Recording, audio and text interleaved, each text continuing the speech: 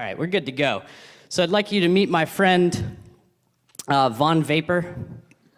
And Von Vapor says, "Great news, team. We got the green light to redesign the homepage. And here's our faithful team." And they say, "That's fantastic news, boss," right? We're so excited. Our current homepage is super ugly. This is long overdue. Don't even get started with the code quality, lol, right? Exciting. It's going to be great to finally do things right this time. We're going to be using BEM. All the visuals will be clean and flat. We definitely are going to be looking into this whole React.js thing. You hear this guy, Chris Coyer, keep talking about. Maybe we'll even, this will be an opportunity to sort of migrate to a new CMS, right? Grunt. And Von Vapor says, "Make it so," right?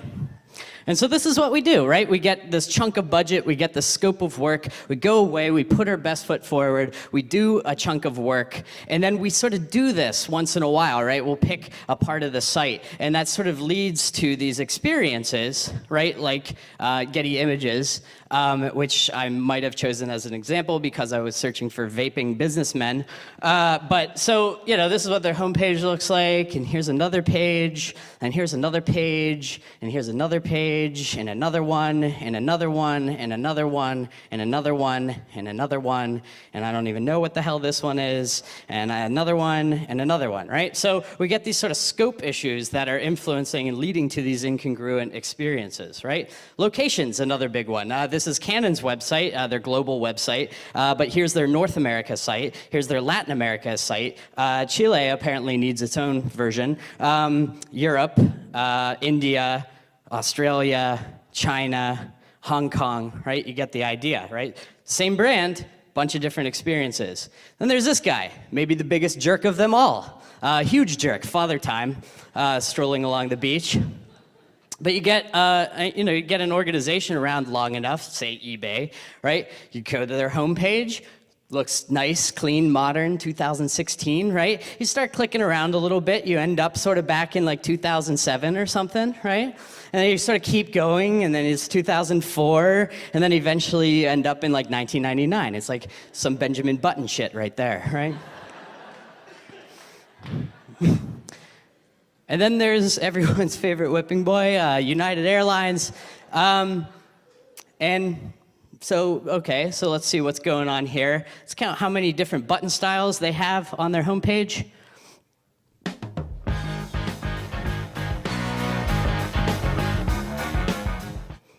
Fittingly, that was Edgar Winterband's 1973 hit Frankenstein. 13 different button styles on their homepage alone. Like how you get there, it is beyond me, but that actually happened. So, So we have these, incongruous experiences from all these big enterprises, but all you Bay Area startup folks and stuff aren't exempt from this either, right? It's not just a problem with big organizations. It's like, we don't have time for cohesion and consistency.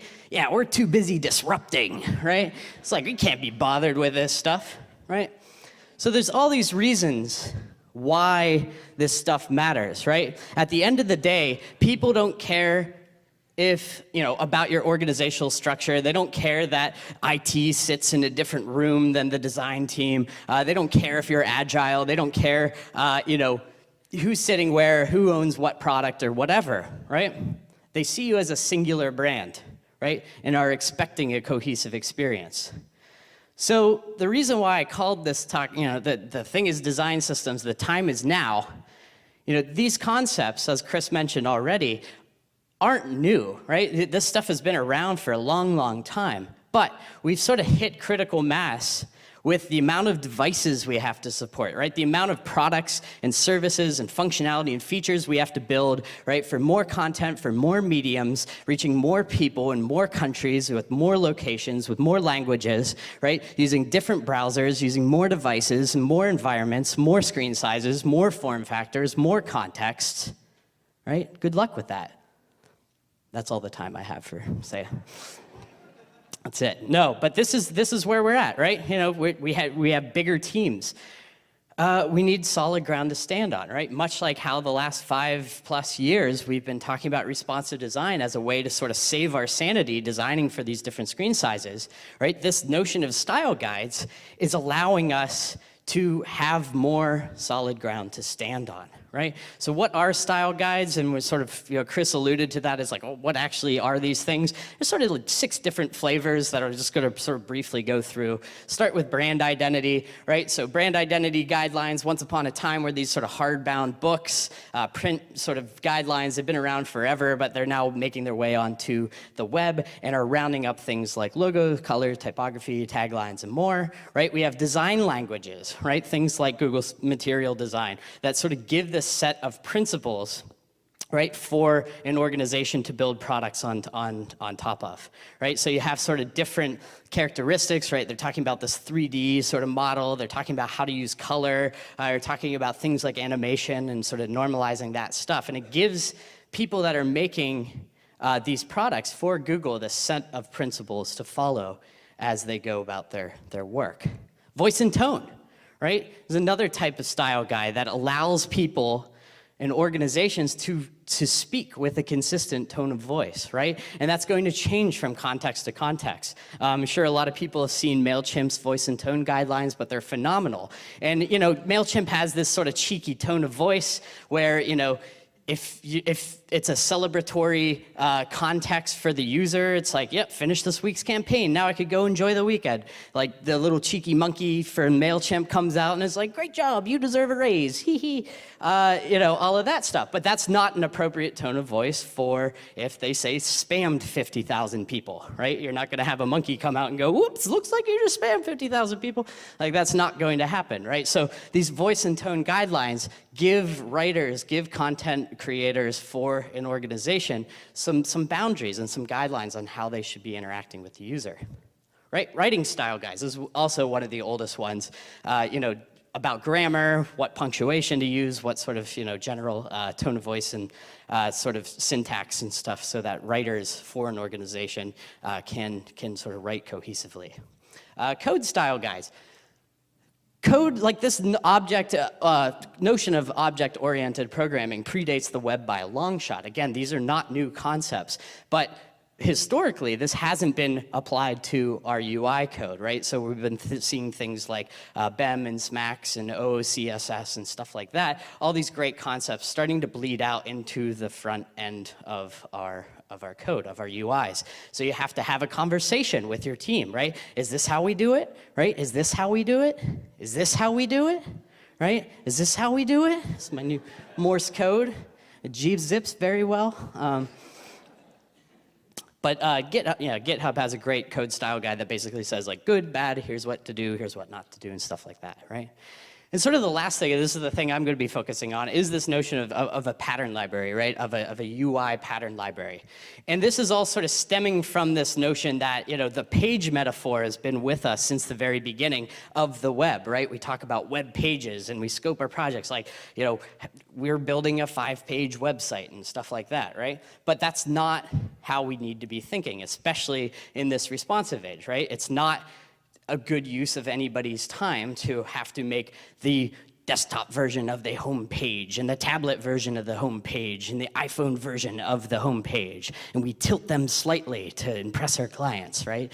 Okay, I get it, right? So we have to blow up this notion, right? We have to explode this idea, but we also need to explode our interfaces, right? We're not creating pages, we're designing systems of components. So we have things like Foundation and Bootstrap that are these systems of components. And so they're great in theory, and that's why a lot of them are adopted so heavily, right? Bootstrap, I think, is still the most watched GitHub repository on GitHub, which is pretty crazy. So I like these things from a conceptual standpoint, right? But the problem is that whenever you have half the internet in all of the Bay Area using, I'm just kidding, guys, please don't walk out. But whenever you have everybody using the same tool, right, there are these lookalike issues, right? And you end up with a bunch of sort of less than thrilled people that all sort of look the same. So frameworks are great. right? They're UI systems, right, of components, and that's all well and good, but it leads to this lookalike issues. It gives you a bunch of stuff you might not need. It might not go far enough. How is it compatible with existing sites? And you have to subscribe to how other people have sort of structured things and named things.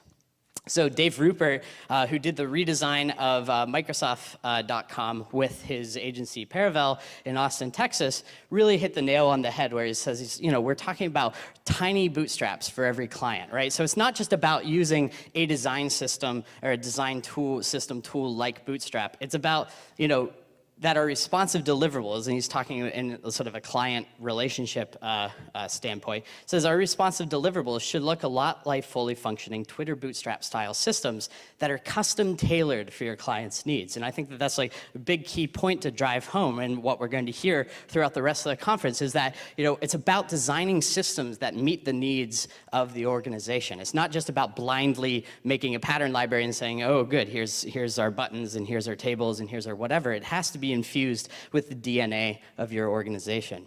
So that's what's led to the rise of all of these pattern libraries, right? So Walmart's is really well done, very thorough, but they're able to showcase how their navigation is, right? Here's what their buttons look like. Here's what their drop-downs look like. Here's what their icons look like. Here's what their product tiles look like.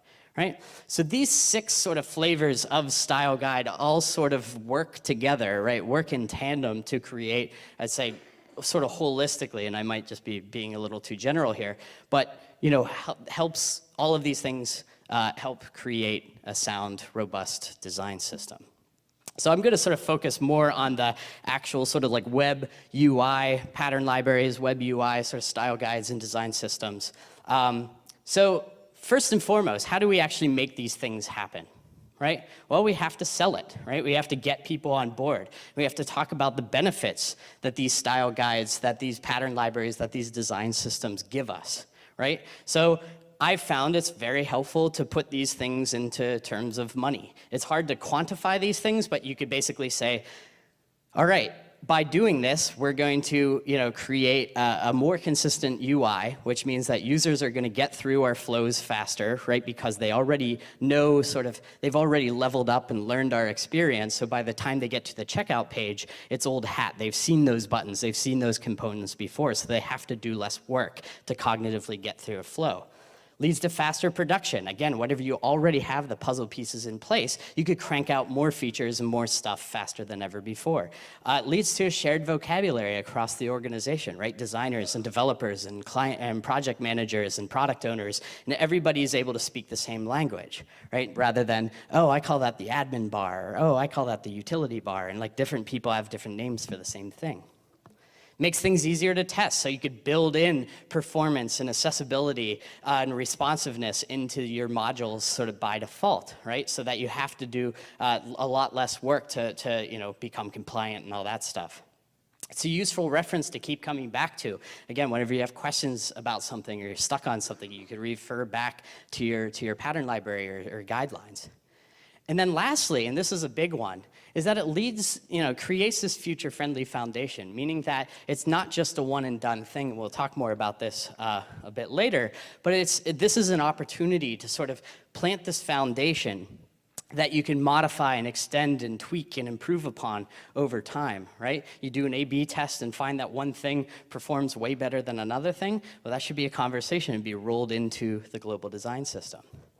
So I've done this a number of times. I've gone in to talk to managers and stuff like that, and you could talk about how great these things are until you're blue in the face, and they're like, yeah, no, that sounds like work. So what do you do? What do you do in those situations? Well, you sort of have to make them feel the pain. And so I like to do this with an exercise I call an interface inventory. And an interface inventory, you go through, you get everybody in a room together, and you sort of divide and conquer your website, your experience. And you sort of go through and capture every unique sort of element you find and sort of divide up by category. But the idea is to be left with something like this that really lays bare how inconsistent your current experience is. Right? So here's just some of the categories. You can sort of, I'll divvy them up. I'll say, okay, you guys, look for this, and this team will look for all the buttons, and this team will look for all the icons and stuff like that. And by the end of it, you got this nice document that you put on the CEO's desk. And if you've ever wanted to see your CEO cry, this is a pretty damn good way to do it. So this is my advice: is make your CEO cry, make them feel the pain. You don't need to be a designer to look at a screen of 50 buttons and go, yeah, that's probably not a good idea, right? So it's commonsensical, I think, in this exercise, and I know that other people have similar exercises. To document things, right? To focus and point out those inconsistencies. And that will hopefully get that buy-in from the organization. It also establishes what your scope of work is going to look like. How long, how many modules and stuff do you have, and what's it going to take to normalize that stuff? It also plants the seed for that shared vocabulary, having everybody in a room together saying, again, well, we call that the admin bar, or we call that the blue bar, or whatever. You could start having conversations about sort of what stays and what goes and what you're going to actually name things. So that's one way, I think, to get everybody on board. But again, I've been in these situations, and I've been struggling this, well, even with responsive design. It's like, yeah, that sounds great, but no. Do it anyways. Huge fan of asking forgiveness, not permission. And here's the thing, right? In order to make the whole, right? If you're tasked with making that new homepage, or if you're tasked with whatever product it is you're working on, right? In order to make that whole, you have to make the parts of that whole.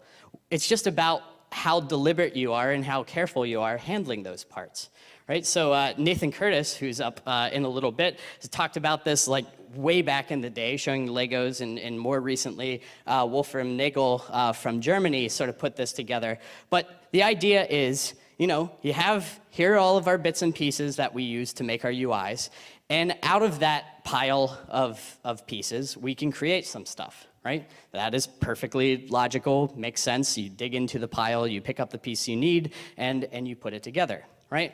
But there's another way we could do it, and that is, rather than jumping straight into making the final thing, right, we take a little time, we organize it, we're deliberate with sort of how we're, sort of organizing those pieces, and as a result, we're able to make even more things in that same amount of time, right? So basic idea, but at the same time, up until very recently, I don't think that this is a concept that's really stuck, right? So Chris mentioned atomic design, and that's sort of what I've been advocating for the last 3 or so years. So what atomic design is sort of a methodology, a mental model, if you will, that allows us to simultaneously create the whole, but also be very deliberate with how we're sort of arriving at that whole, right? What are the parts of that whole? What are the parts of our UIs, and how do they sort of build up to achieve that? Right? So sort of start with atoms. But again, I'll point out and be very clear about this. This is not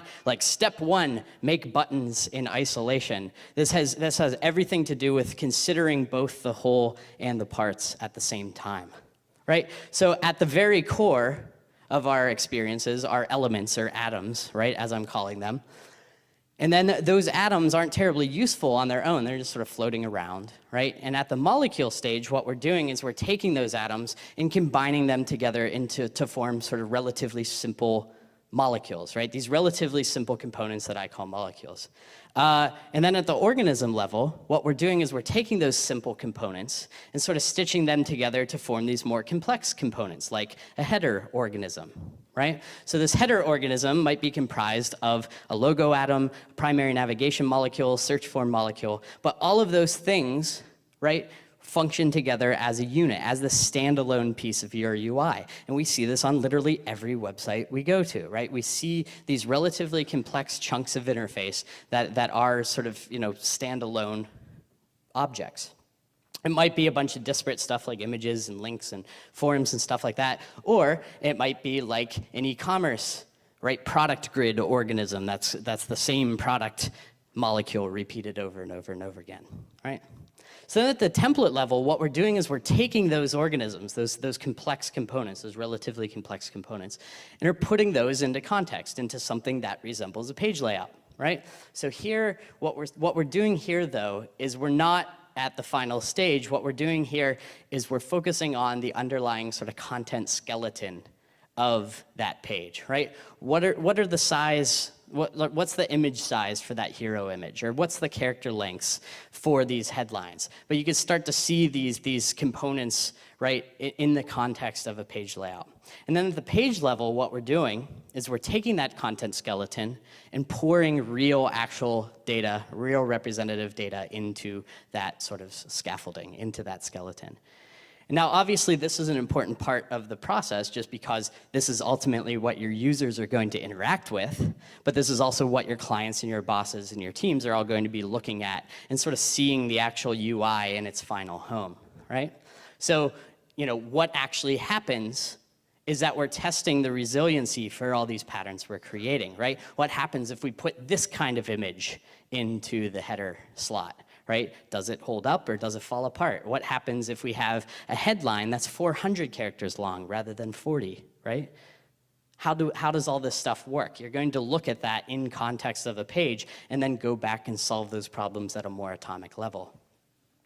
And lastly, this page level allows us to test variations of a specific template, right? You're running a bank website, you might have, the bank's dashboard normally, right, for normal customers, but then you also might have a version of it with a big alert on it that says, hey, your account was just hacked, right?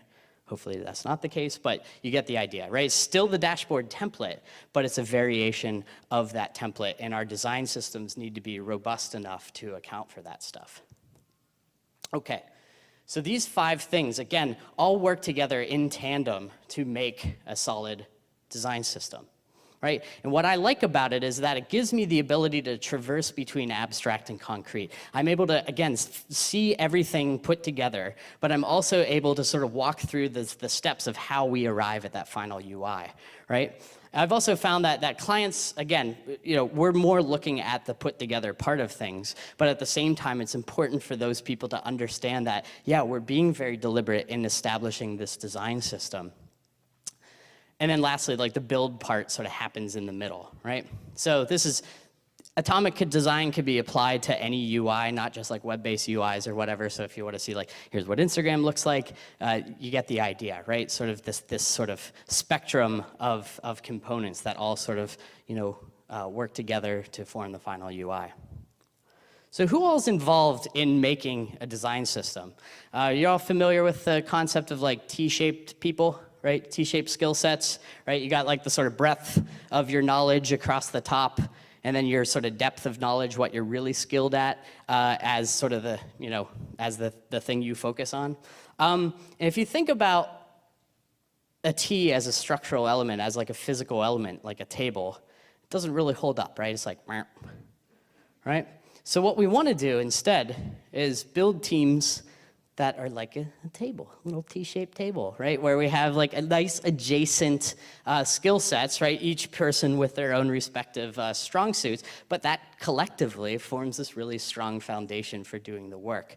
And I've also found that, there's often this giant chasm between design and development, and I'd say that especially with this sort of brave new web world, right, there's a lot of room for people that are focused on creating the front-end code that goes into our design systems, that goes into making these web-based UIs, right? So it's not just, right, marketing and IT, or design and tech, or like whatever sort of divisive labels your organization uses, right? There's this opportunity, I think, for front-end designers, these people that are responsible for crafting the UI code, to sort of serve as this bridge that sort of helps bring all the different aspects of the design and development process together. In order to do that, we have to kill this outdated notion of the waterfall process and get into something that's a lot more cross-disciplinary, a lot more communicative and collaborative.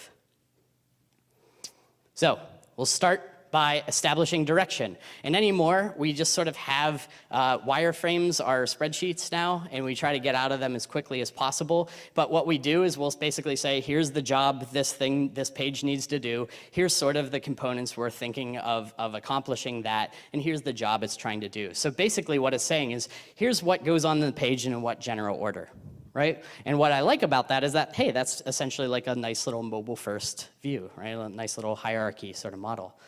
And from a visual standpoint, we use things like Samantha Warren's style tiles, right, to sort of deconstruct and get our clients and our bosses and stuff thinking a little more broadly before diving straight into this high-fidelity design work, right? Sort of looking at things like, here's like a general look and feel, right? And Dan Mall, who I work with pretty frequently, created this thing called element collages, which takes style tiles maybe a little step further and starts applying those to some UI ideas. But again, the point is this is all very exploratory, and we're just trying to get a feel for what our client wants and what they don't want, what they value, what they don't value. And as a developer, I found it really helpful to sort of play the role of like a prep chef. And what I mean by that is that, much like how a person in a restaurant, there's this concept of prep chefs, if you're not familiar, that sort of come in the day before, right? And they chop the carrots and chop the onions and marinate the meats and make the salads and stuff. And they do that so that the next day, whenever the whole staff is in the kitchen, they can focus on making the meals rather than, this dish calls for carrots. Better go chop some carrots, right? That creates that chasm between design and development. What I found as a front-end developer myself, that doing that upfront work, but that sort of coding from day one of a project, right, allows me to spend more time collaborating with the other team members rather than me sort of having to go off and play catch up. And the way that we sort of do this is how I like to work, and I'm certainly not trying to cram any tool down anybody's throat, but this is a tool that I help make that allows us to do that front-end prep chef work and get these UIs off the ground faster. So, in order to make our molecules something that looks like maybe this, right, we have some markup, and we're using Mustache, which is a templating language. That's all the stuff in orange to basically show what the dynamic stuff is. But the big key here is this greater than sign. This Adam's thumb. That greater than sign is an include. So what we're doing is we're saying, hey, in order to get to this, we need to include an atom called thumb, which is that 400 by 300 image, right? And so Pattern Lab will sort of suck that in, and now you have this reusable component that you can include anywhere you need that thing, right? At the organism level, sort of same thing goes. This is another project we did. So the header organism, if you open the hood of that, right, you can see here's a header tag, but all it is we're including the atom, the logo atom, we're including the primary navigation molecule, we're including the search form molecule, right? So you can see that, and then anywhere we need to include the header, we could do that, right? At the template level, we're able to sort of see what that sort of homepage template looks like, right? It's not with the final content inside of it, but it shows you, right? Here's sort of the guts. Here's like the skeleton of this page, right? Here's what image sizes we're using. Here's what character counts we're using, right? And we're essentially just wrapping these in some names, right? So hero and experience and stuff like that. And what that allows us to do is take that template and pour in real representative content into it, right? So for the Time Inc. homepage, we took this template and we poured in pictures of Beyonce and instantly got approval. And that was like the one thing we learned on this project is that everyone loves Beyonce. It is like she is universally loved. So fast track to design approval for all you. Doesn't matter, you're working in government, Maya, and stuff like that. Doesn't matter, pictures of Beyonce. Financial company, pictures of Beyonce. People be like, yeah, this looks great, ship it. So you could see, right, we're sort of swapping in, we're pouring real content into that template, right? There's the same couple patterns repeated again and again, but we're just using some JSON to swap out that default stuff with context-specific stuff. Okay. So then the last sort of phase, once we do this, once we sort of include everything, we have everything wired up, it looks sort of gray and blocky. And again, we could do this. This is what we did a project for TechCrunch. This is what their homepage looked like a week or two into the design process. You can see this looks like crap, right? But that's okay, because what we're doing is we're sort of taking this and we're slowly building up fidelity. So we'll take, say the header component, and we'll sort of start there, have a conversation with the client about it and stuff. And all the while, I'd sort of be building behind the scenes, the sort of in-browser version of that, and we'd sort of slowly move into the browser, or I should say quickly move into the browser and iterate over that component until we got to something that we could launch with. And then eventually we'd end up in these sort of like weird in-between states wherever we have like the header component is done, but the rest of the page still looks like crap. But that's okay, right? So long as you're communicating and collaborating with the client, with all the team members, they're able to see progress get made over time. It's really only at this stage that we start doing like actual Photoshop comps and stuff to actually show, here's what all this might look like. But by this time, we already have a solid idea of what our design direction is through conversations and element collages and style tiles and stuff like that, so that by the time we get to this comp stage, we feel pretty confident in the overall direction. So this is the process, right? Designing things, building things, getting things into the browser, leaving behind those patterns, right? Talking about, okay, in order to accomplish this thing, we're going to have to establish this new pattern, or could we use this one instead, right? These are all benefits of designing in the browser. So how we do things. So we'd make these great atomic design systems. We'd hand them off to the client. We'd be like, here you go. Here's like the super thoughtful design system. All these patterns, they're all documented. They're all annotated. Like, this is fantastic. So they lived happily ever after, right? And rode off into the sunset. Or did they? Right? So this is the unfortunate reality. And I'm really, really, really excited to hear the other speakers talk about, what they're actually doing to prevent this from happening, because I can tell you from years of experience, this is what happens, especially as an outsider, as a hired gun, meant to work on things for a finite set of times. They're like, oh, great, here's this nice design system, trash can, right next to all the Photoshop comps and all the PDFs and stuff from the, the other artifacts of the design process. So what's happening with this is that there's a fundamental disconnect. This is what we think we do, right? We're designing and developing websites or whatever, digital products or whatever sphere you're working in. And that sort of pattern library is there as like a, sort of a documentation thing off to the side, right? As this nice, handy documentation you could keep coming back to. But you could see with this sort of setup, you can almost see it happening, right? Oh, change needs made to the website. Fades off to the abyss, right? As soon as that pattern library stops reflecting the current state of your application, of your product, it becomes obsolete. So what we need to do instead is really recognize that, yes, our job is still to make websites and apps or whatever you're making, but there needs to be this bit of friction that's sort of placed in between it, right? So rather than first and foremost focusing on the final product, understand that that final product is a result of the design system. And that in order to make changes to that final system, right, or final site, you need to go through the system. And that design system will simultaneously feed the documentation for it, but also feed the final site. So Nathan, who's going to be on, I'm super, super, super excited for his talk. He just hit the nail on the head. He said that like this style guide is a great thing. It's great. It's not that we shouldn't be doing it, but the style guide is an artifact of the design process, whereas a design system, right, is this living, funded product with a roadmap and backlog serving an ecosystem, right? So artifact, this is my Jurassic Park slide. Artifact, it sounds like something you dig up, right, in an archaeological dig, whereas a system is this living, breathing, working thing.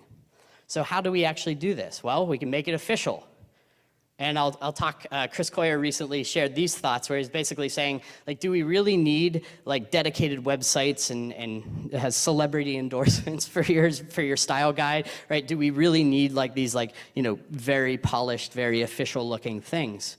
And I'd say, yeah, right? I think that it's a commitment, right? It reflects the organization's commitment to actually believing in this thing, right? It's not just some side project. Right? And that's fine. I think that is great to begin its life as a little side project or a hackathon project or whatever.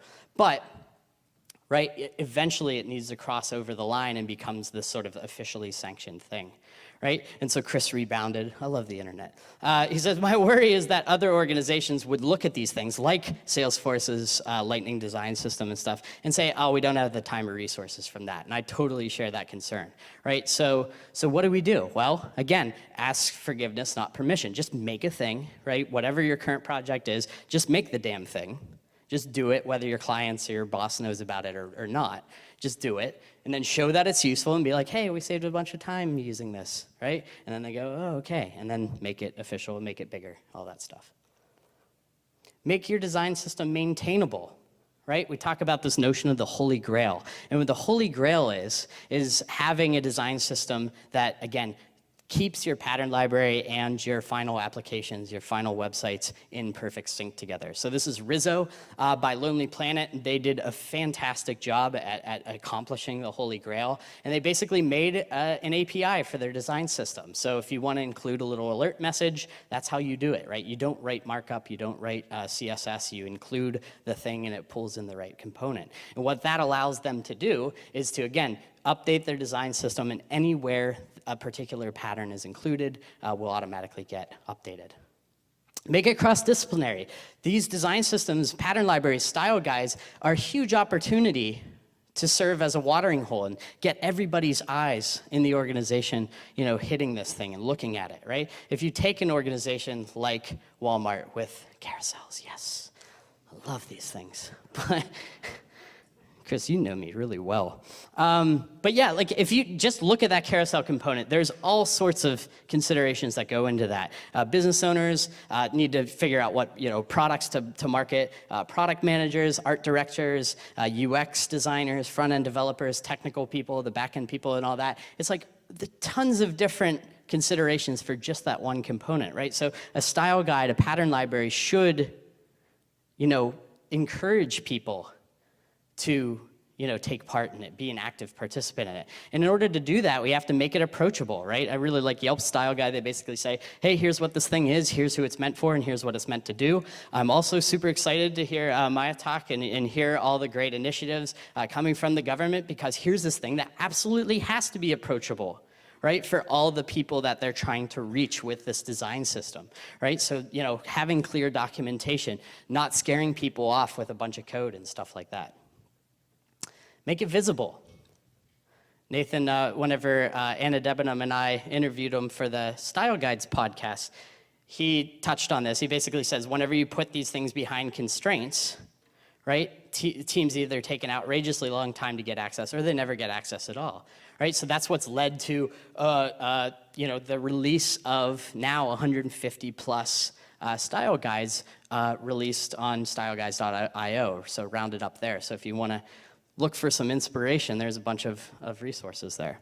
And every single person we interviewed on our podcast basically brought this up. Here's more stock photography. Recruitment, right? This is huge. So Gina, our faithful host, right? She said whenever we interviewed her, when I saw Salesforce's style guide, I thought it was beautiful, and that's why I wanted to join this team. And that's what subsequently led to this. And hey, right? So we're all here because, right, an organization made their style guide public. So that's pretty freaking cool, right? Pretty cool. All right, make it agnostic.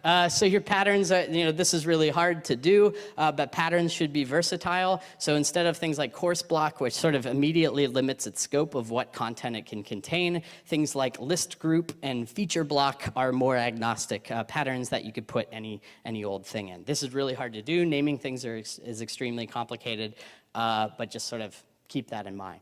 And make it contextual. Another thing that is really hard to do is you basically say, okay, here's our input form, or here's this kind of drop down, or here's this widget. But it's like, that's great, but how does it actually get used? How is this actually going down in the real site? What Pattern Lab does is actually tells you what patterns make up any given pattern, and also where that pattern gets included. So you're able to sort of traverse around the experience to say, if you were to refactor this thing or add an extra thing to it or increase the image size of that component, you know exactly where you need to go in order to retest and QA and stuff. And lastly, make it last, right? And this requires a good communication strategy. Google's material design basically publishes a regular update that basically says, here's what's changed, here's what's coming, here's what's being retired. Marriott does a similar thing. They have an email list that they basically said, here's what's new with it, here's what's launched with it, and stuff like that, right? And then other people are talking about, how sort of baking Git pull requests and stuff to the design system, to the style guide, into like Slack channels and stuff. Just put that tool wherever your team is hanging out, right? And if you do all these things, right, your design system should be like a fine wine, right? That increases value over time, right? Instead of just dying on the vine or being exciting at first, right? Becomes a truly useful tool for your organization to live with and grow with and modify and extend over time. And if you do all these things, you might be like my next stock photography person. This could be you. That could be you, ladies and gentlemen.